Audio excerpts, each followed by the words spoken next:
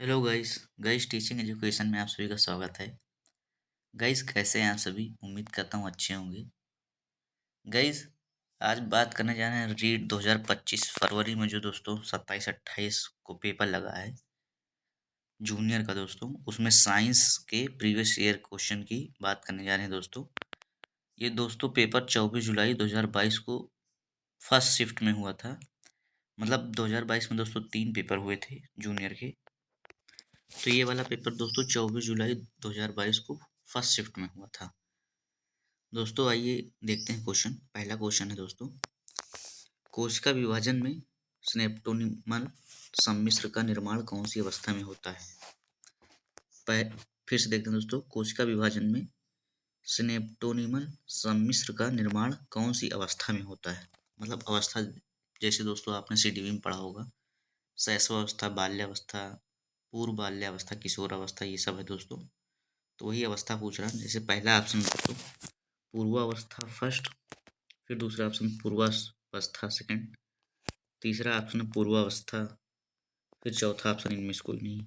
तो दोस्तों इसमें जो हमारा आंसर हो जाएगा कि सिनेप्टोनिमल सम्मिश्र का निर्माण कौन सी अवस्था में होता है, तो ये होता है दोस्तों पूर्वावस्था फर्स्ट में।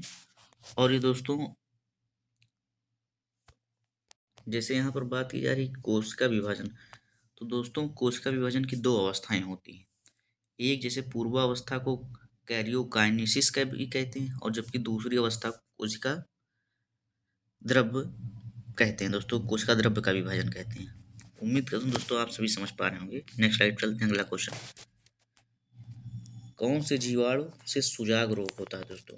पहला ऑप्शन है माइकोबैक्टीरियम ट्यूबरकुलोसिस, दूसरा ऑप्शन दोस्तों कोरिनेबैक्टीरियम डिप्थेरियाई, तीसरा ऑप्शन दोस्तों माइकोबैक्टीरियम लेप्री, चौथा ऑप्शन दोस्तों नेसेरिया निसेरिया गुनराई। तो दोस्तों इसमें जो हमारा ऑप्शन हो जाएगा, जैसे हम इसमें और भी ऑप्शन की बात कर लेते हैं। इसमें दोस्तों जो कौन से जीवाणु से सुजाग रोग होता है, इसका तो आंसर हो जाएगा दोस्तों निसेरिया गुनेरियाई। दोस्तों इसको यौन संबंधी रोग भी कहते हैं। दूसरे टाइप में क्वेश्चन आता है कि यौन संबंधी रोग से किससे होता है दोस्तों, निसेरिया गुनराई। अब जैसे दोस्तों यहाँ पर तीसरा ऑप्शन है कि माइकोबैक्टीरियम लेप्री से कौन सा रोग होता है, तो इससे दोस्तों होता है कुष्ठ रोग। माइकोबैक्टीरियम लेप्री से जो रोग होता है दोस्तों वो होता है कुष्ठ रोग। और फिर दोस्तों ये क्या कहते हैं, जैसे कोरी ने बैक्टीरियम डिप्थराई से है, तो दोस्तों इससे डिप्थीरिया नामक रोग होता है, डिप्थीरिया। और फिर ये दोस्तों क्या कहते हैं माइकोबैक्टीरियम लेपेरियस, तो मैंने बता ही दिया दोस्तों कुष्ठ रोग। तो दोस्तों फिर नेक्स्ट स्लाइड पर चलते हैं। 123 नंबर क्वेश्चन है कि कोशिका विभाजन की कौन सी प्रावस्था में सिनेप्सिस की प्रक्रिया होती है? मतलब कोशिका विभाजन की कौन सी अवस्था जिसमें सिनेप्सिस की प्रक्रिया होती है? पहला ऑप्शन है पेकाइटिन, दूसरा ऑप्शन है जाइगोटिन, तीसरा ऑप्शन है डिप्लोटिन, चौथा ऑप्शन दोस्तों डाइकेनेसिस। तो दोस्तों इसमें हमारा आंसर हो जाएगा कोशिका विभाजन की कौन सी प्रावस्था में सिनेप्सिस की प्रक्रिया होती है, तो ये होती है दोस्तों जाइगोटिन। किसमें होती है दोस्तों कोशिका विभाजन की कौन सी प्रावस्था में सिनेप्सिस की प्रक्रिया होती है, तो ये होती है दोस्तों जाइगोटिन में, जाइगोटिन। और दोस्तों इस प्रावस्था में भी दो युग्मक कोशिकाएं, मतलब दोस्तों क्या हुआ कि इस प्रावस्था में दो युग्मक जो कोशिकाएं होती हैं लैंगिक प्रजनन द्वारा, एक होता है दोस्तों लैंगिक प्रजनन, एक होता है अलैंगिक।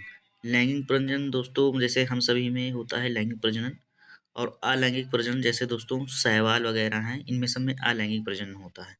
वायरस है, इनमें सब में अलैंगिक प्रजनन होता है दोस्तों।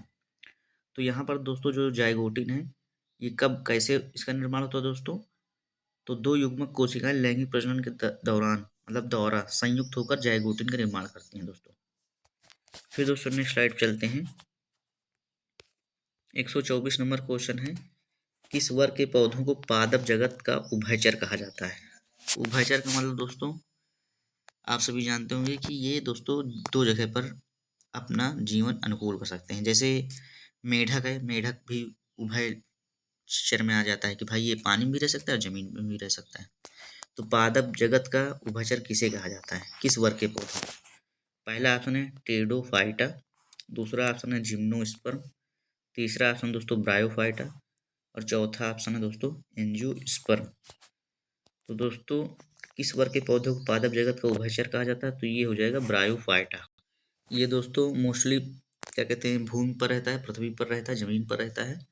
लेकिन जैसे लैंगिक जनन करना होता है, क्योंकि ये पेड़ पौधे भी लैंगिक जनन करते हैं, तो इसके लिए इसको दोस्तों जल की आवश्यकता होती है, तो इसलिए इसे उभयचर कहा जाता है। और इसमें जैसे दोस्तों क्या कहते हैं, टेरिडोफाइटा है दोस्तों, तो ये दोस्तों पुष्प व बीज के उत्पादक होते हैं। ये जो दोस्तों इस क्या मतलब हुआ, पुष्प व बीज के उत्पादक होते हैं। और जैसे दोस्तों जिम्नोस्पर्म है, तो ये दोस्तों एक बीजपत्रीय व द्विबीजपत्रीय पौधे होते हैं। थोड़ा बहुत जानकारी दोस्तों होनी चाहिए। फिर अगला क्वेश्चन है कि 125 नंबर कि निम्न में से असंक्रामक रोग कौन सा है? एक होता है दोस्तों संक्रामक रोग, एक होता है असंक्रामक। संक्रामक रोग का मतलब जैसे एक व्यक्ति से दूसरे व्यक्ति में चला जाए, वैसे रोग को संक्रामक को रोग कहते हैं। और असंक्रामक रोग कहते हैं जिससे एक व्यक्ति को कोई रोग है और वो दूसरे व्यक्ति में ना हो, तो असंक्रामक रोग है। दोस्तों उम्मीद करता हूँ आप सभी समझ पाए होंगे। तो यहाँ पर असंक्रामक रोग पूछ रहा है, तो दोस्तों पहला ऑप्शन है एड्स, दूसरा ऑप्शन है कैंसर, तीसरा ऑप्शन कोरोना और चौथा ऑप्शन है सामान्य जुकाम। तो दोस्तों आप सभी देख पा रहे होंगे कि इसमें एक ही ऐसा ऑप्शन है जो असंक्रामक रोग को दिखा रहा है और बाकी 3 संक्रामक रोग हैं। दोस्तों वीडियो को लाइक कर दीजिए और चैनल को सब्सक्राइब कर लीजिएगा और जो ग्रुप्स हों उनमें भी शेयर कर दीजिएगा। तो भाई एड्स भी संक्रामक रोग है दोस्तों, कोरोना तो जानते हैं दोस्तों, ये तो महासंक्रामक रोग है, इससे तो हम सभी अच्छे से परिचित हैं दोस्तों। सामान्य जुकाम भी दोस्तों संक्रामक रोग है। तो बचा कौन सा? कैंसर दोस्तों, कैंसर असंक्रामक रोग है। फिर नेक्स्ट स्लाइड चलते हैं दोस्तों। 126 नंबर क्वेश्चन है कि मादा मानव में स्तन ग्रंथियां कौन से प्रकार की पाई जाती हैं? मादा मानव में स्तन ग्रंथियां कौन से प्रकार की पाई जाती हैं? पहला ऑप्शन दोस्तों एपोक्राइन, दूसरा ऑप्शन है मीरोक्राइन, तीसरा ऑप्शन है होलोक्राइन, चौथा ऑप्शन है एक्राइन। तो दोस्तों यहाँ पर जो हमारा ऑप्शन हो जाएगा एपोक्राइन। मादा मानव में कौन सी स्तन ग्रंथियां पाई जाती हैं? तो एपोक्राइन। और इनका दोस्तों ये बाह्य स्रावी ग्रंथियां हैं, ये एपोक्राइन बाह्य स्रावी ग्रंथि है दोस्तों, और इसका काम होता है दोस्तों दुग्ध स्रावित करना। फिर दोस्तों 127 नंबर क्वेश्चन है कि विटामिन सी का जो दोस्तों रासायनिक नाम है एस्कॉर्बिक एसिड कहते हैं, ये कमी से होने वाला रोग है। पहला ऑप्शन दोस्तों रतौंधी, दूसरा ऑप्शन है बेरी, तीसरा ऑप्शन स्कर्वी और चौथा ऑप्शन है रिकेट्स।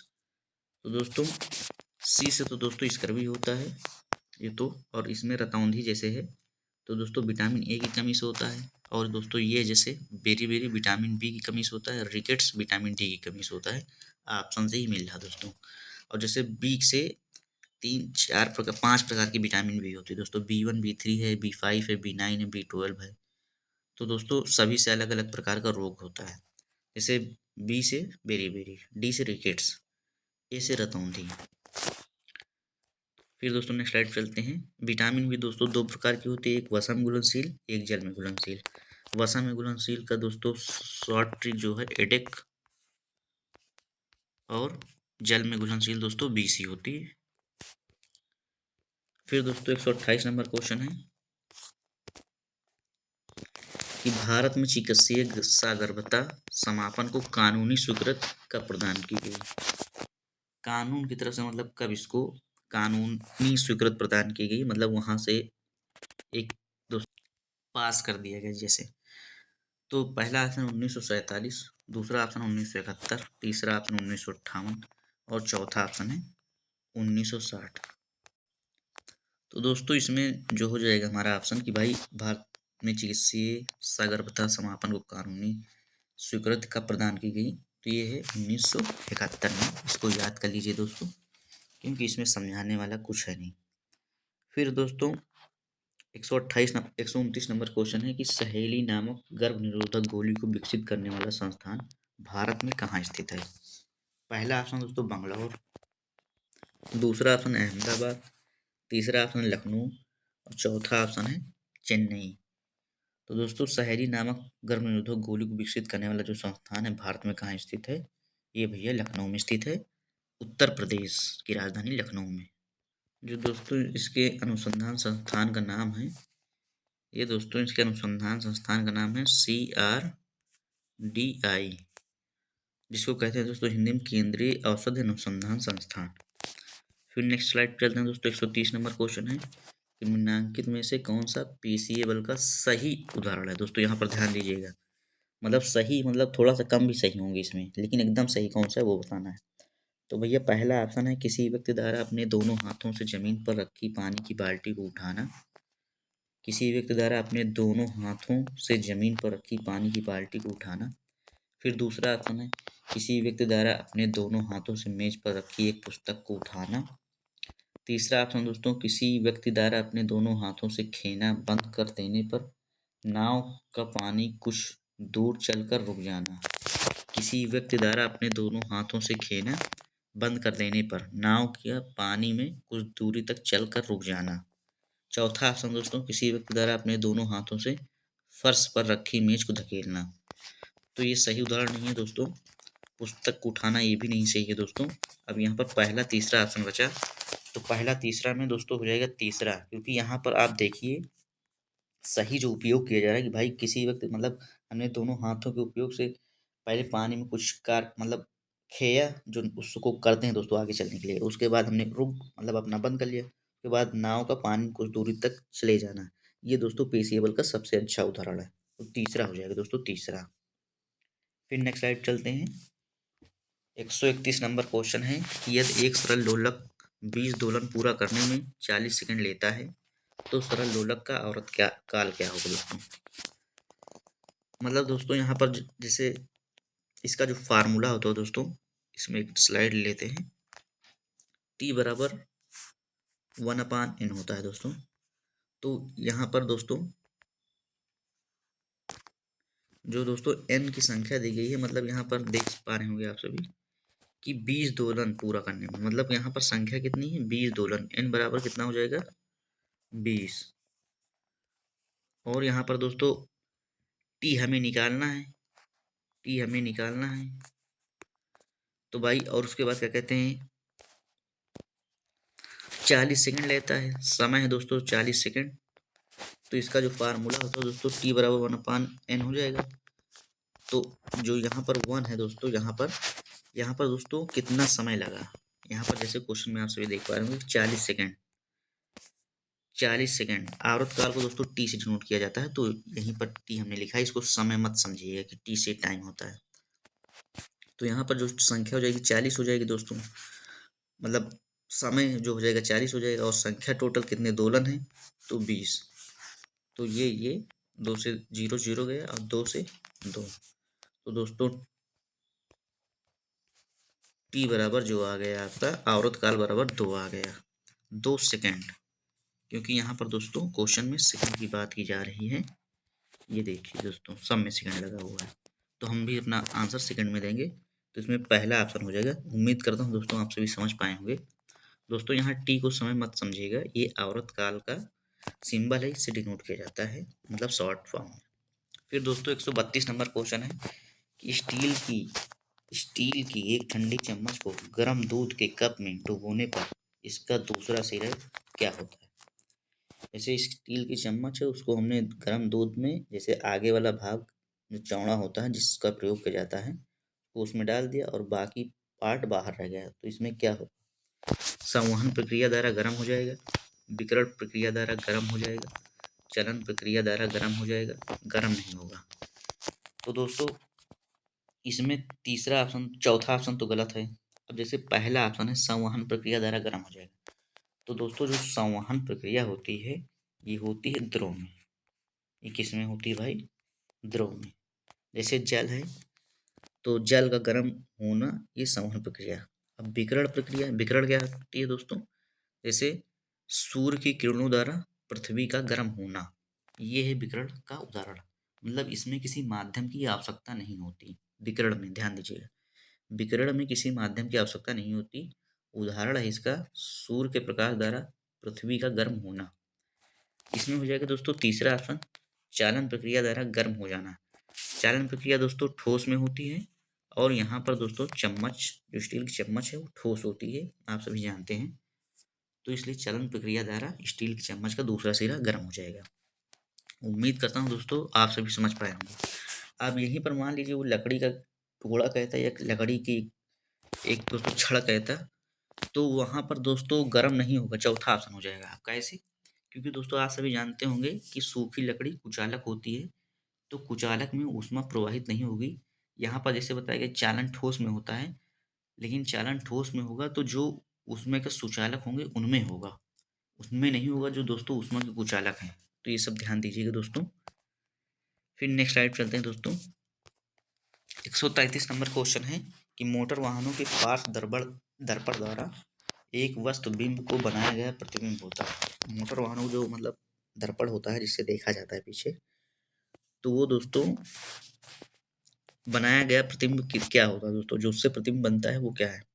पहला ऑप्शन दोस्तों सीधा कॉमा वास्तविक तथा साइज वस्तु में बिंब से छोटा। फिर दोस्तों दूसरा ऑप्शन सीधा वास्तविक तथा साइज में वस्तु बिंब से बड़ा।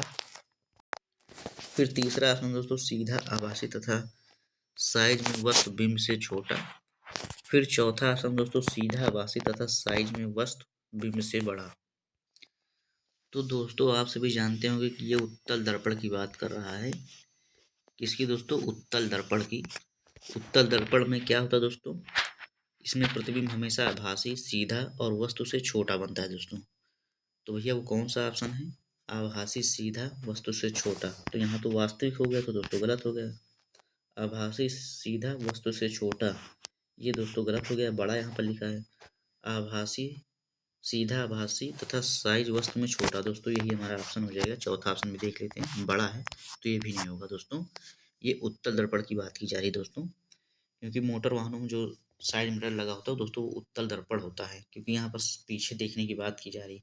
और जो दोस्तों हेडलाइट लगी होती है उसमें वो अवतल दर्पण का प्रयोग किया जाता है दोस्तों, ये चीज़ ध्यान दीजिएगा। और दोस्तों समतल दर्पण में क्या होता है भाई, इसी वक्त देख लेते हैं। समतल दर्पण में प्रतिबिंब हमेशा आभासी वस्तु के बराबर और हमेशा उल्टा बनेगा, और उतनी ही दूरी पर जितनी दूरी पर वस्तु समतल दर्पण के सामने हो। फिर नेक्स्ट स्लाइड पे चलते हैं दोस्तों। 134 नंबर क्वेश्चन है कि शेर की दहाड़ में ध्वनि की प्रबलता एवं तारत्व के लिए सही कथन कौन सा है। शेर की दहाड़ में ध्वनि की प्रबलता एवं तारत्व के लिए सही कथन कौन सा है। तो पहला ऑप्शन भाई प्रबलता अधिक तारत्व अधिक। दूसरा ऑप्शन दोस्तों प्रबलता अधिक तारत्व कम। तीसरा ऑप्शन है प्रबलता कम तारत्व कम। चौथा ऑप्शन दोस्तों प्रबलता कम तारत्व अधिक। तो दोस्तों ये चीज़ इसमें जान लीजिए कि जिसमें दोनों अधिक अधिक कम है ये नहीं होगा। तो अधिक अधिक कम, ये दोस्तों माफ कीजिएगा, ये तो कट गया। कम कम ये बात कर रहा है। अब हमारे पास बचा दोस्तों ऑप्शन पहले, दूसरा और चौथा। प्रबलता अधिक तारत्व कम, प्रबलता कम तारत्व अधिक। तो दोस्तों इसमें जो हमारा ऑप्शन हो जाएगा कि इसमें प्रबलता अधिक होगी और तारत्व कम होगा। क्योंकि दोस्तों आप सभी जानते होंगे या ना जानते हो तो अभी देख लीजिए, सुन लीजिए कि दोस्तों जो ध्वनि का तेज या धीमा हमें सुनाई देता है, तो भाई शेर की दहाड़ कहा गया है, तो भाई तेज ही होगा। तो ये जो ध्वनि का धीमा या तेज होना सुनाई देता है, ये दोस्तों ध्वनि की प्रबलता पर ही निर्भर करता है। और ध्वनि की प्रबलता अधिक होगी और तारत्व कम होगा, तब दोस्तों शेर की दहाड़ की ध्वनि की प्रबलता, ये दोस्तों दूसरा ऑप्शन हमारा सही हो जाएगा। उम्मीद करता हूँ दोस्तों आप सभी समझ पाए होंगे दोस्तों। और दोस्तों जो ध्वनियों में अंतर होता है ये दोस्तों गुणता पर निर्भर करता है। और दोस्तों एक चीज़ और ध्यान सुन लीजिए कि ध्वनि की चाल कब बढ़ती है, तो आर्द्रता में ध्वनि की चाल बढ़ जाती है। आर्द्रता का मतलब दोस्तों क्या हुआ यहाँ पर, जैसे बारिश के बाद दोस्तों जो धूल मिट्टी रहती है सब नीचे बैठ जाती है, तो आर्द्रता इसे बोलते हैं। तो इसमें ध्वनि की चाल बढ़ जाती है। और इसमें एक चीज़ और है, तापमान बढ़ने पर भी ध्वनि की चाल बढ़ जाती है दोस्तों। तो ये सब दोस्तों मोटी मोटी बातें थी। फिर दोस्तों 135 नंबर क्वेश्चन है कि निम्नांकित में से विद्युत धारा के चुंबकीय प्रभाव पर आधारित युक्ति है। पहला ऑप्शन विद्युत बल्ब, दूसरा ऑप्शन विद्युत फ्यूज, तीसरा ऑप्शन विद्युत घंटी, चौथा ऑप्शन विद्युत इस्त्री। तो दोस्तों इसमें हमारा जो ऑप्शन हो जाएगा तीसरा हो जाएगा विद्युत घंटी। भाई विद्युत धारा के चुंबकीय प्रभाव पर आधारित युक्त है। उम्मीद करता हूँ दोस्तों आप सभी क्वेश्चन समझ में आए होंगे, वीडियो पसंद आई होगी दोस्तों। दोस्तों वीडियो को ज़्यादा से ज़्यादा शेयर कर दीजिएगा, जो ग्रुप्स आपके बने हों उनमें शेयर कर दीजिएगा, और चैनल को सब्सक्राइब कर दीजिएगा। और दोस्तों आप सभी ये चीज़ बताए लिखते जाइएगा, क्वेश्चन में कमेंट में दे दीजिएगा अपना आंसर कि विटामिन ए की कमी से कौन सा रोग होता है और इसका रासायनिक नाम क्या है दोस्तों। थैंक यू दोस्तों, आप सभी अपना ख्याल रखिएगा, हम सभी नेक्स्ट क्लास में मिलते हैं।